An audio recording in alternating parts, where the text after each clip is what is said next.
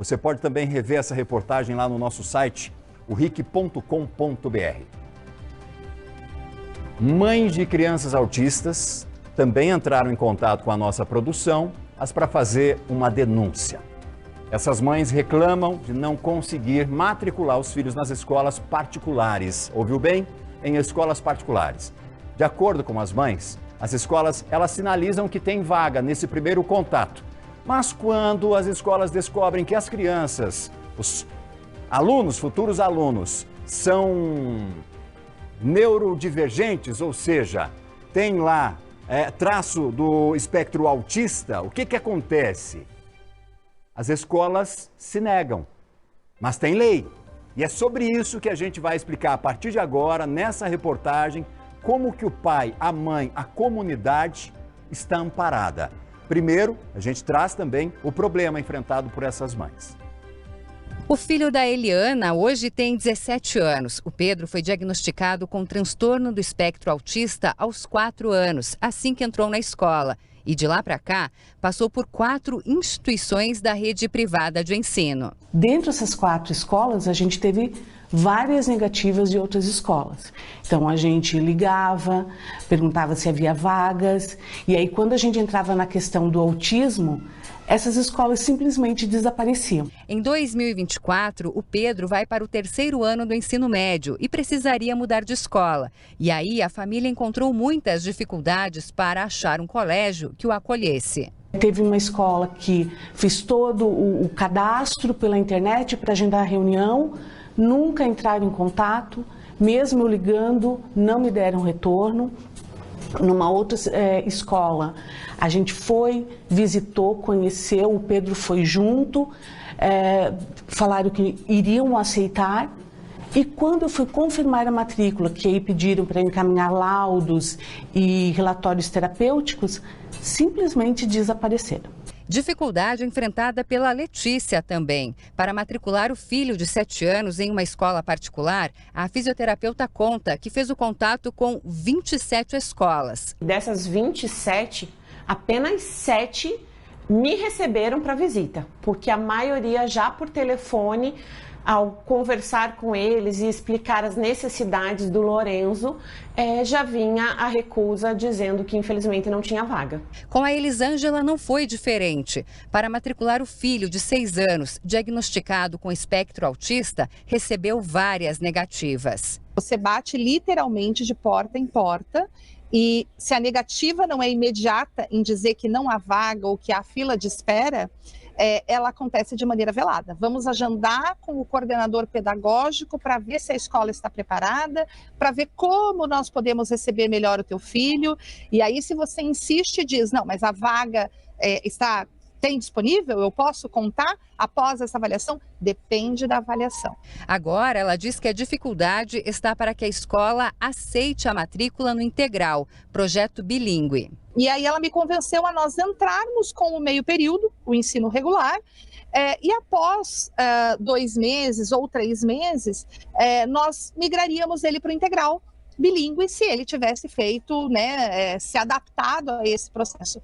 Luiz se adaptou maravilhosamente bem. 2 meses depois, procura a instituição e falou, olha, então agora vamos fazer a integração dele no bilíngue. Pronto, começaram as negativas totais. Uma situação enfrentada por diversas famílias e que vai contra a legislação. O Estatuto da Pessoa com Deficiência, em vigor desde 2015, determina como crime a recusa de matrícula de aluno com transtorno do espectro autista por escolas públicas ou privadas. A advogada destaca que, além de multa, negar ou cobrar valores adicionais pela vaga passou a ser infração penal de até 5 anos de reclusão, o que, segundo ela, não acontece na prática. Esse tipo de negativa é um crime na Lei Brasileira de Inclusão e é um despautério frente a todo o sistema de educação que nós temos, né? A educação é para todos, sem vírgula alguma. E é toda criança na escola, todo mundo estudando. Então, se a escola está aberta, ela tem que estar preparada e receber a todos. Ela lembra que a fiscalização cabe aos órgãos públicos competentes. Se você teve qualquer tipo de negativa, né, eu acho importante que seja denunciado, que seja comunicado aos órgãos fiscalizadores, porque eu quero acreditar que não está sendo fiscalizado com maior ênfase, porque não está chegando ao conhecimento deles, né? Então, o primeiro passo seria informar a Secretaria de Educação e informar também o Ministério Público, fazer a denúncia. Estive na escola no dia tal e relatar a situação. A Elisângela é uma que fez a denúncia em diversas esferas. Fiz uma denúncia, então, na Secretaria de Educação, que se manifestou que a escola está sendo convocada para que cumpra a legislação, e fiz uma denúncia no Ministério Público e também na Promotoria de Justiça, que a qual também encaminhou o processo para a Delegacia de Proteção da Criança e do Adolescente e também para a Secretaria de Defesa das Pessoas com Deficiência, porque a escola está descumprindo, na verdade, todos esses preceitos, né?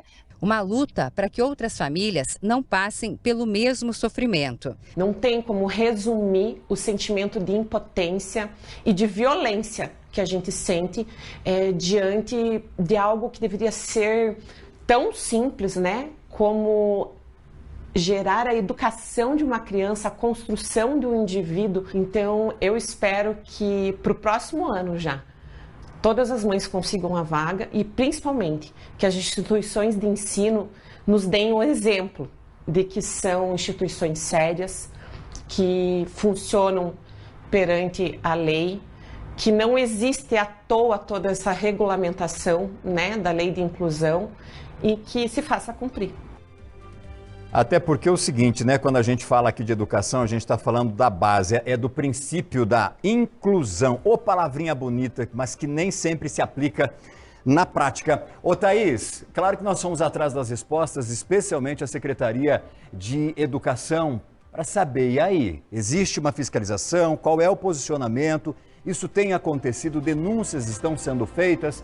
Vamos trazer aqui, porque daqui a pouquinho nós vamos ampliar essa discussão, mas vamos trazer a resposta dos nossos órgãos competentes e responsáveis por gerir isso. Nós entramos em contato com a Secretaria Estadual da Educação. Em nota, o órgão informa que, assim que recebe a denúncia, a Secretaria e o Núcleo Regional de Educação constituem uma comissão de verificação para averiguar se a denúncia procede.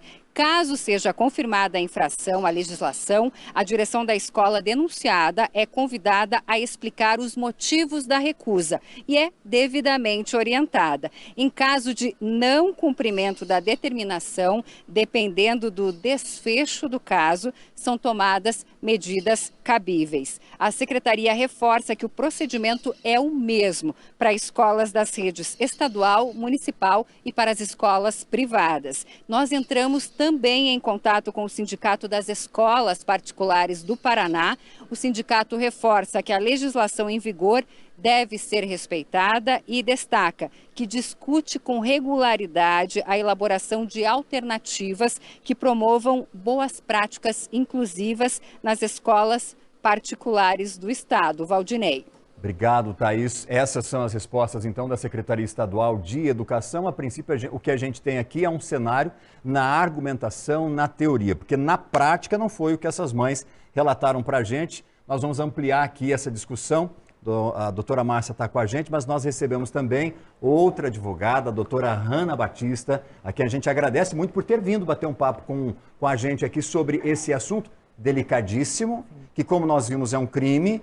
Fechar as portas de uma instituição de ensino para uma criança com autismo é crime, doutora. Seja bem-vinda, boa tarde. Obrigada pelo convite, é um prazer estar de volta aqui, falando esse tema de extrema relevância. Sim, é crime.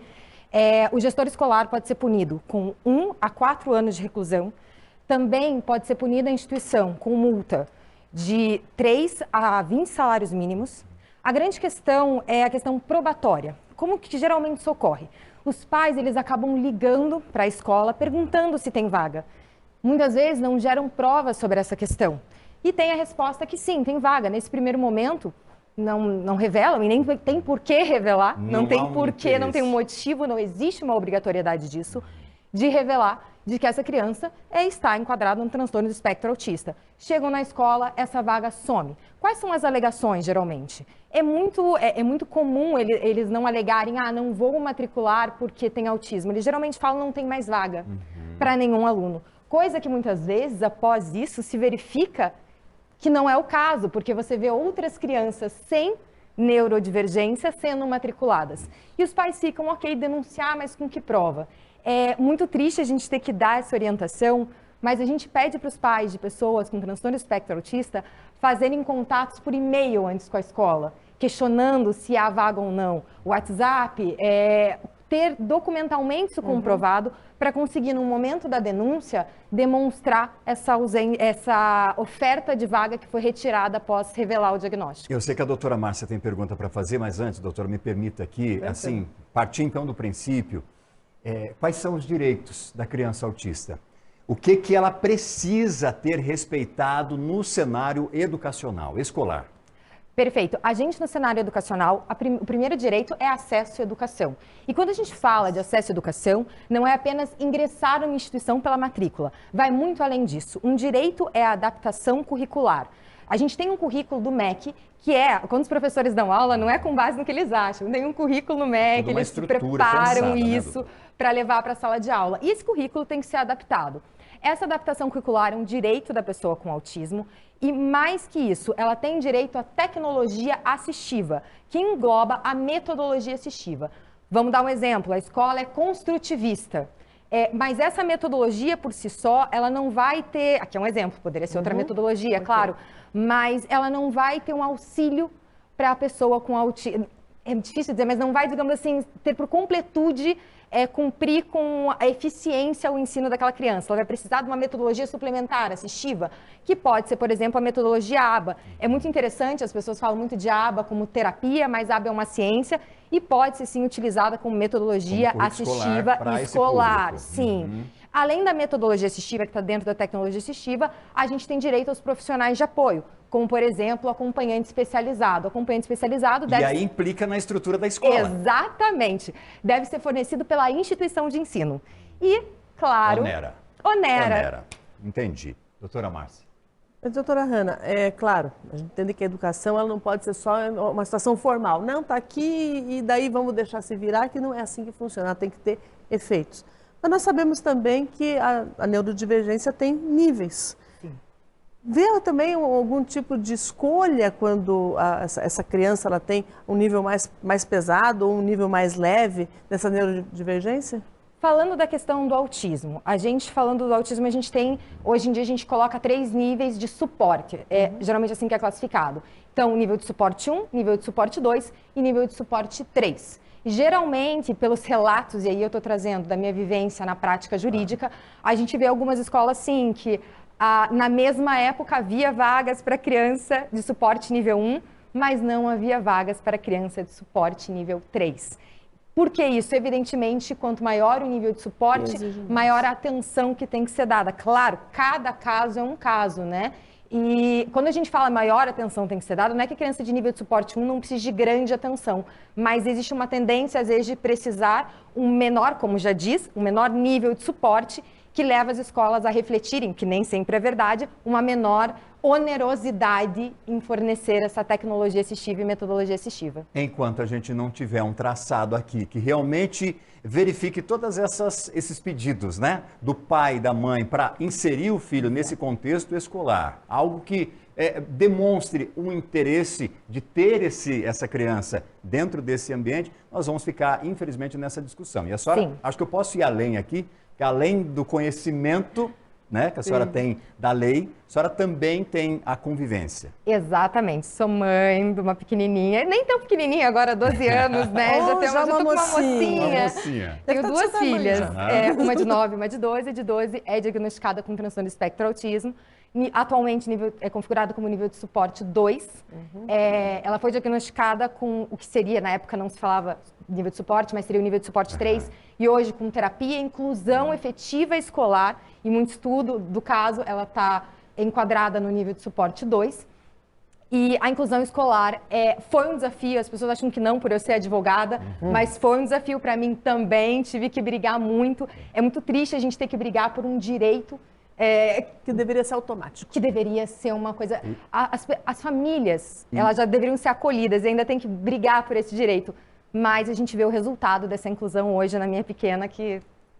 eu espero que a gente tenha aqui, de alguma forma, contribuído para que pais, mães se sintam também representados e que se sintam motivados a buscar os seus direitos para os seus filhos. Doutora, muitíssimo obrigado. Um Feliz Natal para a senhora, muita saúde e até a próxima. Eu que agradeço o convite e agradeço o Balanço Geral, que sempre traz o tema das pessoas com transtorno espectro autista, trabalha isso com muita delicadeza, então agradeço como mãe, não só pelo convite, mas pela oportunidade de estar discutindo o tema. Até uma próxima.